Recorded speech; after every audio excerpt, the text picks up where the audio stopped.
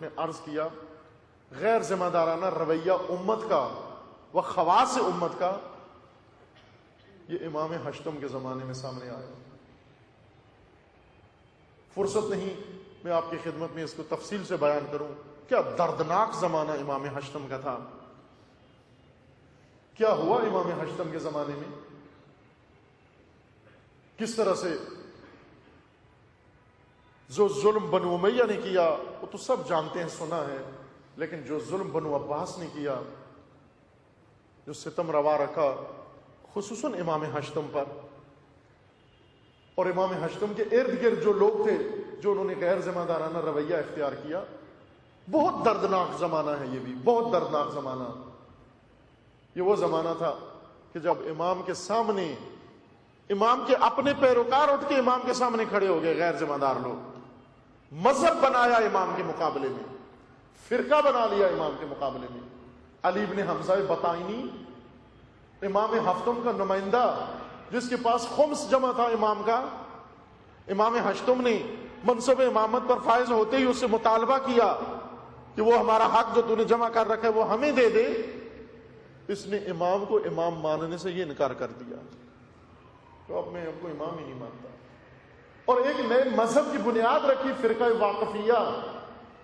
اس نے یہ عقیدہ مشہور کر دیا کہ امام ہفتم شہید نہیں ہوئے, امام ہفتم زندہ ہیں, پردہ غیبت میں چلے گئے.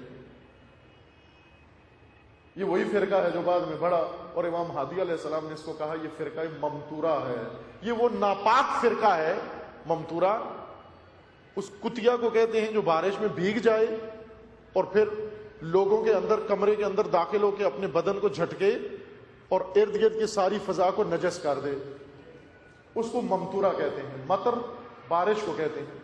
امام نے فرمایا یہ وہ پلید فرقہ ہے, ممتورہ ہے, یعنی اس نجس کتیا کی طرح ہے جو اپنے پلید افکار مومنین کے اندر آ کر جھٹکتا ہے. آج ایک نہیں ہزاروں ممتورہ مسلمانوں کے اندر اور تشیعوں کے اندر پیدا ہوئے ہیں جو اپنے پلید افکار کو جھٹک رہے ہیں اور ساری فضا کو نجس اور آلودہ کر رہے ہیں. لیکن ہم ائمہ کی دردناک تاریخ کو پڑھیں, ہم کس قدر دردناک زمانوں سے ائمہ اطہار کا سامنا کرنا ہوا, کن حالات کو دیکھنا پڑا. اندر ممتورہ پیدا ہو گیا, اور بعد مامون نے گماشتے بھیجے مدینہ, علی ابن موسیٰ رضا کو مدینہ سے لے کر خراسان آ جائے. یہ پہنچ گئے یہ لوگ, جا کر جب انہوں نے حکم نامہ سنایا, امام نے اپنے اقربا کو جمع کیا اور فرمایا میرے لیے سوگواری کرو, میرے لیے عزاداری کرو. ابھی امام خود زندہ ہیں, ابھی درجہ شہادت پہ فائز نہیں ہوئے, زندہ ہیں, اور فرمایا میرے لیے گریا کرو, میرے لیے آہو بکا کرو. کیوں آہو بکا کرو؟ اس لیے کہ یہ آہو بکا سن کے امت کو پتا چلے, احساس ذمہ داری کریں. یہ عزاداری ذمہ داری کا درس دیتی ہے.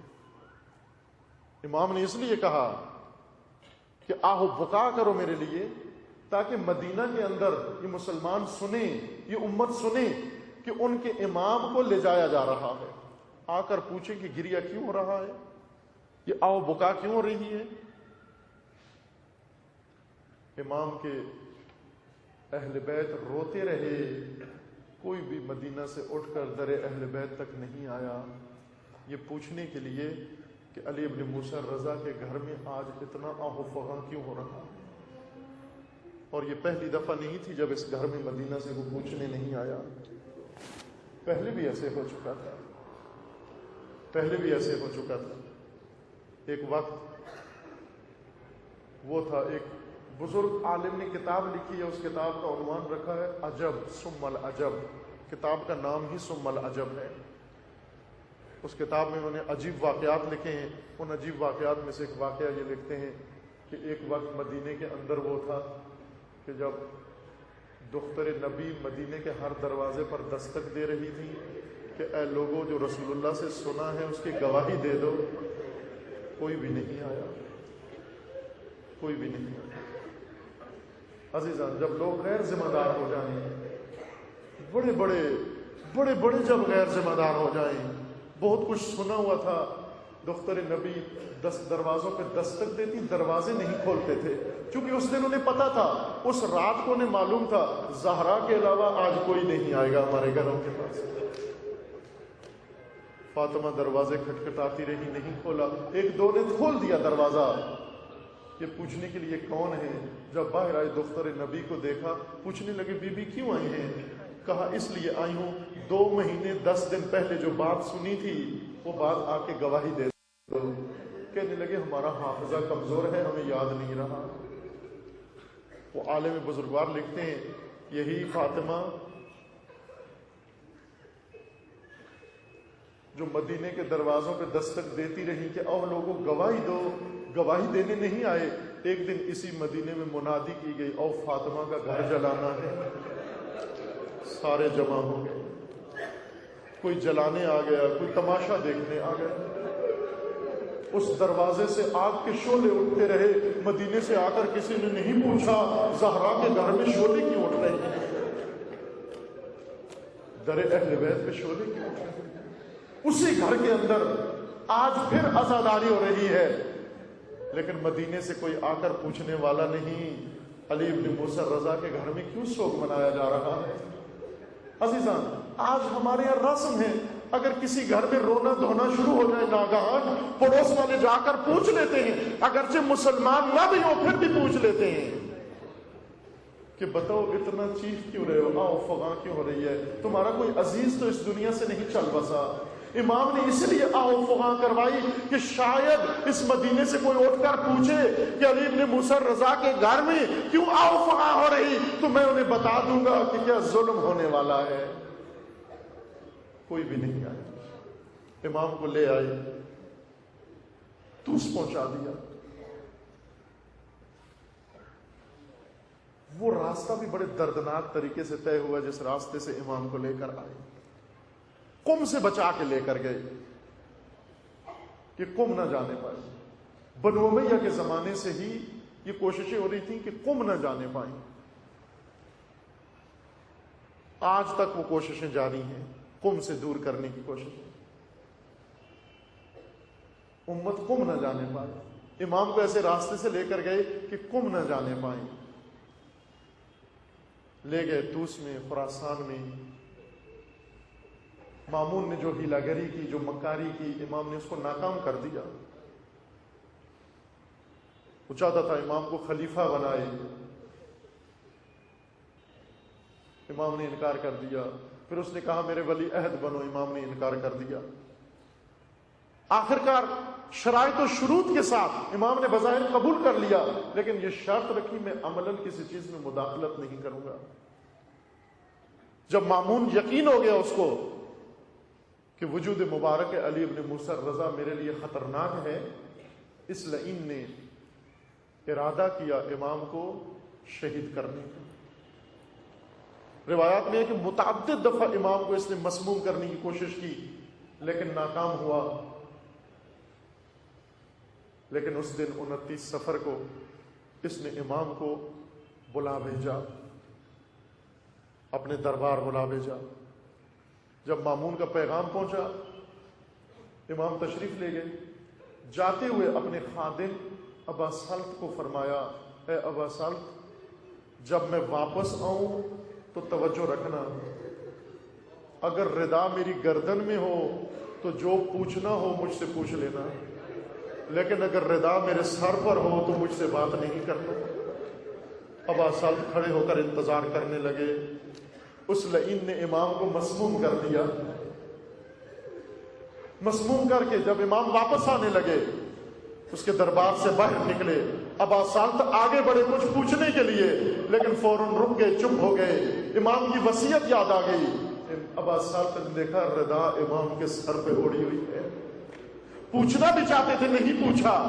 امام خاموشی سے گزر کر اپنے حجرے میں تشریف لے گئے.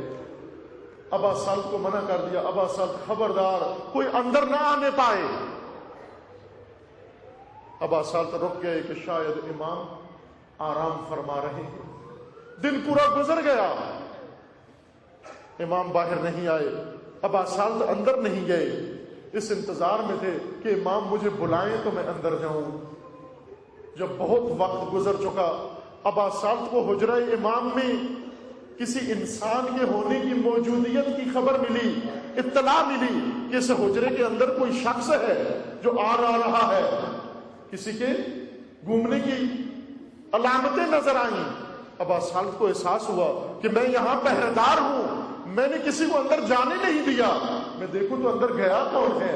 ابا صالح نے دروازہ کھولا، دیکھا ایک نوجوان حجرے کے اندر موجود ہے، امام اپنے تخت پر اور یہ جوان حجرے میں موجود ہے۔ ابا صالح نے حیرت سے پوچھا، اے جوان تو کون ہے، تو کہاں سے آیا؟ جوان نے کہا، ابا صالح ان سوالوں کا وقت نہیں، ان سوالوں کا وقت نہیں، جلدی کر، تو اپنے مولا کے لیے غسل و کفن کا انتظام کر۔ ابا صالح پوچھنے لگا، اے جوان تو کون ہے، تو کہاں سے آیا، تو کیسے کہہ رہا ہے میرے مولا کے غسل و کفن کا انتظام کر، میرے مولا تو احرام فرما رہے ہیں۔ جوان نے کہا، اے ابا صالح تیرے مولا اس دنیا سے گزر چکے ہیں۔ روتے ہوئے پوچھتا ہے، اے جوان میں یہاں صبح سے بیٹھا ہوا ان سے انتظار میں تھا کہ امام مجھے طلب کرے، میں نے کسی کو جانے نہیں دیا، تو حجرے میں کیسے آ گیا؟ امام جوان نے پوچھا، جوان نے بتایا، اے ابا صالح میرا نام جواد ہے، میں اس مظلوم کا بیٹا مدینہ سے آیا ہوں اپنے بابا کے غسل و کفن کے لیے۔ حیران ہو کر ابا صالح پوچھتے ہیں، یہ کیسے ممکن ہے؟ جوان نے کہا، اے ابا صالح تو مجھے یہ بتا، میری جد حسین کو جب وہ لوگ چھوڑ کر چلے گئے بے گور و کفن، کس نے آ کر دفن کیا؟ ابا صالح نے کہا، مولا میں نے آپ کے اجداد سے سنا ہے کہ سید ساجدین نے دفن کیا۔ کہا تجھے پتا ہے کہ سید ساجدین اس وقت کوفہ میں تھے، اسارت میں تھے، کیسے آ گئے مدینہ کے اندر؟ میں اسی کی اولاد میں سے ہوں، جلدی کر غسل و کفن کا انتظام کر۔ ابا صالح نے غسل کا انتظام کر دیا، کفن کا انتظام کر دیا۔ منادی ہو گئی کہ امام شہید ہو گئے، امام شہید ہو گئے۔ لوگ آ گئے امام کی تشریح کے لیے، امام کا تابوت بنایا گیا، کندھوں پہ اٹھایا گیا، باشکوہ طریقے سے تشریح کی گئی۔ لیکن میں عرض کروں گا، اے مولا اگرچہ دشمن فریبکار بن کر ہی صحیح، دھوکہ دینے کے لیے ہی صحیح آپ کی تشریح کروا رہا ہے، آپ کا جنازہ اٹھا رہا ہے، آپ کا تابوت بنا رہا ہے، لیکن قربان جائے اس مظلوم کربلا پر جس کے بارے میں ہر معصوم نے فرمایا، لا یوم کا یوم کا یا ابا عبداللہ، جس کو نہ کفن دیا گیا، جس کو نہ دفن کیا گیا، جس کا نہ جنازہ اٹھایا گیا، جس کا نہ تابوت اٹھایا گیا، ماتم حسین۔